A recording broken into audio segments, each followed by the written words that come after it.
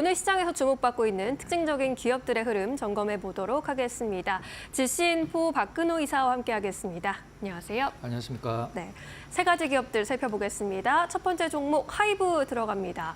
걸그룹 뉴진스가 하이브 자회사인 소속사 어도어와의 전속 계약을 해지하겠다라고 선언한 가운데 하이브의 주가도 약세를 면치 못하고 있습니다. 20만 원 선 깨졌고 장중에 18만 원까지 내려가기도 했네요. 네.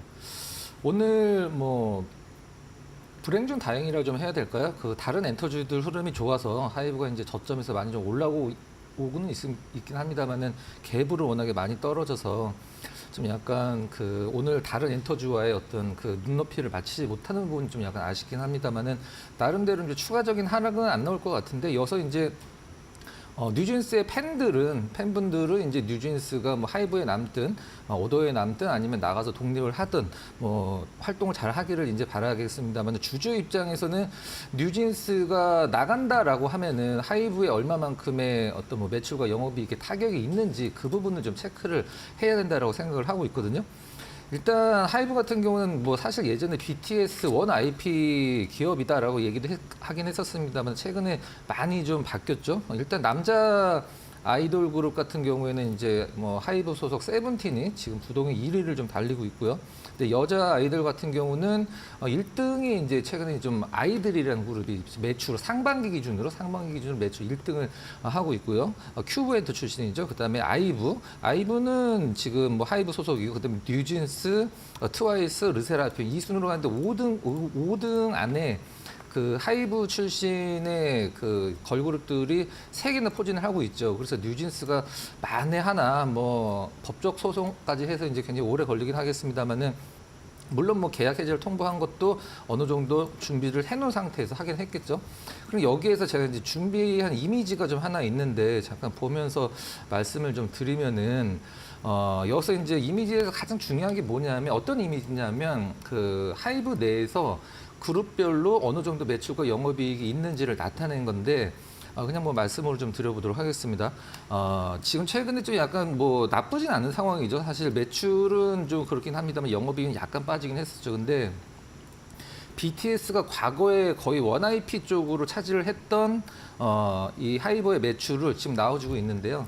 여기서 이제 가장 중요한 거는 뉴진스가 얼마를 차지하는 것도 중요하지만 사실 제가 봤을 때 그걸 볼 필요성은 없고 맨 밑에 파란색 진한 선으로 되어 있는 게 이제 BTS가 하이브에서 차지하고 있는 매출 비중인데 지금 굉장히 낮아졌죠. 굉장히 낮아졌는데 이 정도 실적이면은 BTS가 이제 내년에 다시 완전체로 활동을 하게 된다라고 하면은 사실 지금 뉴진스의 로 인해서 이런 공백들을 충분히 메우고도 남을 거라고 생각을 하고 있습니다. 그래서 저는 이제 오늘 이 정도 주가금을 보였다라는 것은 만약에 여기서 뉴진스가 하이브를 떠나는 게 결정이 된다고 하더라도 이 이상 주가가 안 내려간다라고 시장이 얘기를 해주고 있는 거거든요. 그다음에 하이브 같은 경우는 팬 플랫폼 위버스죠. SM은 디어유고 이쪽이 이제 본격적으로 수익이 많이 나고 있는 상황이라. 아쉽죠. 아쉽고 팬덤도 굉장히 두껍고 그런 종목이긴 기업 아이돌이긴 합니다만은 하이브 입장에서는 우리가 이제 냉철하게 봤을 때 뉴진스가 나갔을 때 지금 전체에서는 한 매출에서 한 5, 6% 정도 그다음에 영업이익은 한 8% 내외를 이제 9%까지 보기도 하는데 뉴진스가 차지하고 있는데 아무튼 이런 것들로 인해서 이제 하이브 입장에서는 이제 정리를 한다라고 하면 네. 하이브 입장에서는 이거죠. 뉴진스를 내보내도 되는데 내보낼 이유도 없지만 내보내도 되는데 지금 하이브 밑에 이제 레이블이 6개가 있거든요. 근데 다음에 이러한 일이 반복이 됐을 때 어떠한 영향을 끼치는지 시범 케이스로 지금 뉴진스를 삼고 있는 것 같은데 저는 잘 풀렸으면 좋겠습니다. 이 양쪽 다 좋은 쪽으로 풀렸으면 좋긴 하겠습니다만은 아무튼 결론을 내리면 뉴진스가 만약에 나간다고 하더라도 주가는 이 이상 빠지지 않을 것이다. 이렇게 좀 생각을 하고 있습니다. 네, 뉴진스 없는 하이브 이제 본격화됐는데 저가 오늘 18만 9,300원 선까지 찍었거든요. 더 내려가진 않을 것 같다라는 의견이셨습니다. 함께 앞으로의 추이 지켜보도록 하겠습니다. 두 번째 종목으로 넘어갈게요. 하나오션입니다. 영국 밥콕 인터내셔널 그룹과 글로벌 함정 시장의 진출 확대를 위해서 전략적인 파트너십을 체결했다라고 밝혔는데 오늘 주가는 아무래도 시장이 많이 밀리면서 함께 조정을 좀 받고 있네요. 어떻게 보십니까? 그나마 좀 양봉을 보여주고 있어서 네. 느낌이 뭐 그렇게 나쁘진 않은데요. 일단 뭐 하나그룹 차원이 이제 거의 뭐 방산그룹으로 바뀌는 듯한 느낌이죠. 하나오션을 그냥 뭐 우리가 흔히 아는 컨테이너선, LNG선 만드는 어떤 회사로 봐야 될지 아니면은 뭐 군수 쪽을 담당하는 방산업체로 봐야 될지 뭐 굉장히 메리트가 있는 그런 상황이죠. 일단 앞서서 이제 설명해 주신 바콕그룹과 영구 잠수함 수출 전략 파트너십 체결. 이 바콕그룹이 이제 캐나다 쪽과도 굉장히 연관이 많기 때문에 하나오션이 이번에 좀 전략적으로 많이 접근을 좀 한 것 같고요.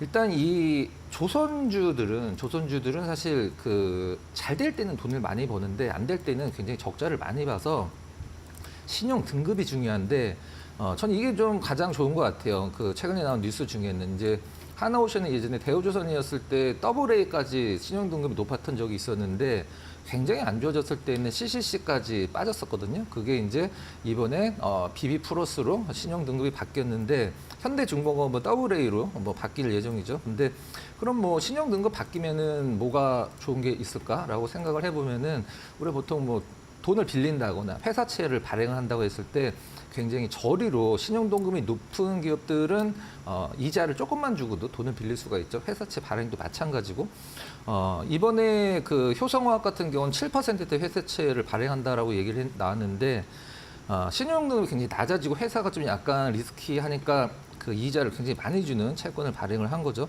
그런 부분들. 그다음에 70조짜리 사업이라고 지금 나오고 있는 어떤 캐나다 잠수함 이제 하나오션이랑 이제 현대중공업이랑 지금 경쟁을 하고 있는데 우리나라에서는 두 기업이 이제 굉장히 사이가 안 좋죠. 이제 얼마 전에 소송을 좀 약간 마무리를 하면서 이제 나라에서 정부 쪽에서는 두 기업이 원팀으로 해서 캐나다 쪽에 입찰을 해라라고 이제 계속적으로 어떤 권유를 하고 있는 상황인데 어떻게 될지는 모르긴 하겠습니다. 근데 지금 캐나다 쪽에서 잠수함을 발주를 할 때 요구하는 부분들이 좀 있어요.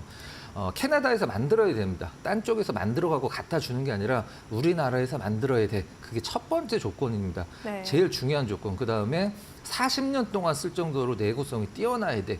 이 두 개를 굉장히 강력하게 좀 캐나다 쪽에서 요구를 하고 있는 상황인데 얼마 전에 캐나다 쪽이 잠수함 관련된 관계자분들이 오셨죠. 해군 총독도 오시고 우리나라 오기 전에 일본을 먼저 갔거든요. 일본 먼저 갔다가 그 다음에 우리나라를 왔는데 뭐 지금 캐나다 쪽에서 원하는 이제 잠수함은 크기를 얘기를 할 때 뭐 몇천 톤급 이런 식으로 얘기를 하는데 3천 톤급 전후를 이제 원하는 것 같아요. 우리나라에 이제 그 잠수함이 3천 톤급이 굉장히 좀 있죠. 안창호함인가요? 그게 3천 톤급인데 그걸 캐나다 쪽에서 굉장히 관심 있어 한다라고 얘기를 하는데 캐나다 쪽에서 이제 그 조금 경제성을 따지느냐 아니면은 최고급의 뭐 최고급이라 표현해도 될까요? 잠수함을 원하느냐가 이제 가장 큰 어떤 문제점이라고 생각을 하고 있는데 만약에 좀 약간 경제적인 측면을 원한다라고 하면 우리나라랑 일본이랑 그 2파전이 될 거고요. 뭐 우리나라 안에서는 또 뭐 나름대로 하나오션이랑 현대중공업이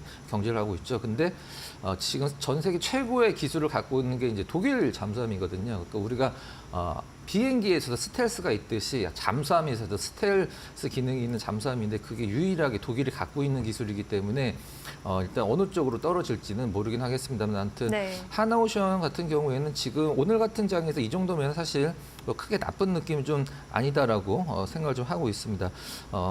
캐나다 잠수함 관련돼서 언제 수주를 하고서 하나오션이 그것과 영향을 받아서 버프를 받아서 주가가 올라갈까라고 이제 많이들 궁금해하실 텐데 어떤 시간적인 시나리오를 좀 말씀을 드리면은 아마 내년 3분기 정도에 아마 입찰서가 들어가는 걸로 제안서가 들어가는 걸로 알고 있습니다. 그 다음에 한 2년 뒤에 2027년도까지 이걸 이제 만들어 주는 걸로 이제 대충 시나리오가 나와 있는데 뭐 당장 올해 뭐 지금 한 달 정도 남았고 뭐 내년 1분기 이때 결정이 되는 게 아니라 이제 캐나다 쪽에서 입찰 제안서를 내라고 하면 이제 각국들 기업들이 내게 되는 그게 내년 한 3분기 정도로 지금 알려져 있습니다. 좀 약간 시간을 두고 보셔도 될 것 같고요. 일단 네.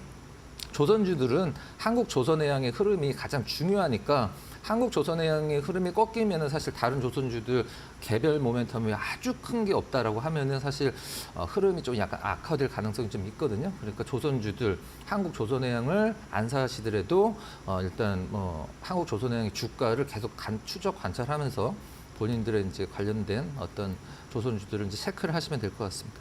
알겠습니다. 이 잠수함 산업에서의 순항이 기대되고 있는데 한국투자증권도 목표 주가를 최근에 41,000원에서 44,000원까지 높여 잡기도 했습니다. 세 번째 종목 볼까요? HL 만도입니다. 오늘 시장에서 강세 보여주고 있고요. 트럼프가 이제 SNS를 통해서 미국으로 오는 멕시코와 캐나다 모든 제품에 25% 관세를 부과하겠다라는 이야기를 좀 올리면서 우려가 있었는데 이러한 관세 우려가 이제 멕시코향 우려가 좀 과도하다라는 분석도 함께 나오고 있는 것 같습니다. HL만도 어떻게 분석하고 네. 계실까요? 참 우여곡절이 많은 기업이죠. 2000년도에 상장 폐지됐다가 2010년도에 다시 재상장한 기업인데 뭐 굉장히 뭐 자율주행이나 이런 쪽에도 모멘텀이 있긴 합니다만 최근에 이슈가 되는 부분들을 좀 약간 설명을 좀 드려보도록 하겠습니다. 수요일이죠. 이제 오늘 금요일이고 수요일 날 굉장히 긴 음봉으로 큰 하락이 좀 나왔었는데 떨어진 이유 이제 뭐 그 USMCA라는 조약이 있는데 US, 미국, C, 캐나다, MA, 멕시코 이쪽에 이제 세 나라의 어떤 관세와 관련된 이제 조약인데 그거를 이제 무효화시키겠다. 라고 이제 얘기가 나와서 멕시코 쪽에 공장이 있는 기업들이 굉장히 많이 떨어졌죠. 그게 이제 엊그저께 수요일이었고 만도도 역시 멕시코 공장이 있기 때문에 많이 떨어졌는데 네. 일단 그 시장이 뭐 약간 그렇게 이상한 시장이 아니라고 하면은 수요일에 떨어진 건 메꿔줘야 되거든요. 근데 그 이유가 뭐냐면 만도 같은 경우는 그 멕시코 관세로서부터 사실 피해를 받을 이유가 없는 기업이거든요. 왜 그러냐면 멕시코에 공장이 있고 그게 미국으로 수출을 할 텐데 왜 영향이 없지라고 하는데 우리가 보통 그 계약 같은 걸 맺을 때 이제 영어 단어가 좀 하나 나오는데요. FCA, EXW 두 개의 어떤 계약 조건을 만드는 다 그 계약 조건이 넣어놨는데 이게 뭐냐면은 FCA 같은 경우는 캐리어라는 약자고요. 그다음에 EXW는 뭐 익스워크라는 이제 약자인데 그냥 간단히 설명드리면 약간의 차이는 있습니다. 약간의 차이는 있는데 우리는 물건을 만들기만 하고 니네한테 팔기만 할 테니까 운반할 때 드는 비용, 그다음에 관세 같은 거는 사가는 니네들이 다 내라 이 조항이거든요. 그래서 만도 같은 경우는 미국이 멕시코에 25%의 관세를 매긴다라고 해도 사실 아무런 그 피해가 없습니다. 실질적으로는. 근데 시장에서 멕시코에 있다라는 점을 조금 주목을 하면서 주가가 흘러내렸고 이제 그게 아니다 오해다라는 게 이제 밝혀지면서 오늘 굉장히 안 좋은 시장에서 주가가 좀 나름대로 좀 견조하게 좀 버티는 것 같습니다. 근데 다만 좀 약간 우려할 부분들은 있죠. 만도뿐만이 아니라 우리나라 이제 자동차, 완성차 업체들, 그 다음에 부품주들 이런 기업들이 트럼프 일기 때 과연 어떠한 흐름을 보여줬었나를 한번 체크를 해볼 필요성이 있는데 그냥 말로 설명을 드리도록 하겠습니다. 트럼프 일기 때 우리나라 종합주가지수가 2017년도에 20%가 넘게 올랐거든요. 네. 근데 자동차 관련주들은 평균 마이너스 5% 정도가 5% 오른 게 아니라 5%가 떨어졌어요. 그러니까 시장 대비 굉장히 좀 약세를 보여줬다라는 의미로 받아들이시면 될 것 같은데 뭐 그 과거에 그랬다라고 해서 미래에도 그럴 거라는 뭐 담보할 부분은 없긴 합니다만은 아무튼 조금 그 자동차 관련 기업들은 좀 계속적으로 추이를 지켜보면서 뉴스 업데이트, 뉴스 네. 플로우를 계속 좀 관찰하면서 보시는 게 좀 나을 것 같습니다. 결론 내리면 만도는 멕시코 25% 관세에 아무런 영향이 없다. 이렇게 보시면 됩니다. 네, 이 이슈에는 영향 크지 않겠지만 여전히 자동차 기업들을 비롯해서 우리 증시 전반 자체가 트럼프 리스크 등 대외 변수에 민감하게 반응하고 있는 상황입니다. 관련해서 뉴스는 계속해서 체크해 보시는 게 좋겠습니다. 오늘 말씀 여기까지 드릴게요. 고맙습니다.